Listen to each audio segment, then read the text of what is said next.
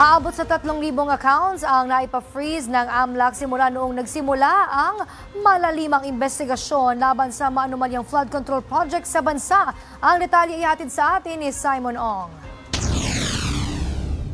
Sa nagpapatuloy na pagulong ng investigasyon ng Independent Commission for Infrastructure o ICI laban sa maanumalyang flood control scandal sa bansa, aabot na sa halos 3,000 accounts ang na-freeze ng Anti-Money Laundering Council o AMLAC. Batay sa ICI, nasa 5 bilyong pisong halaga ito ng frozen assets. Ayon kay ICI Executive Director Brian Keith Husaka, sa kasalukuyan ay hindi malinaw ang inaasahang target amount ng asset na kanilang ipapa-freeze na may kaugnayan sa flood control anomalies dahil nasa investigasyon pa ang issue.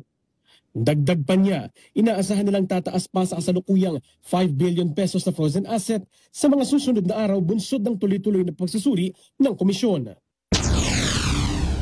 Samantala, mababatid na ipasusubasta ng Bureau of Customs ang 13 luxury cars ng mag-asawang Diskaya.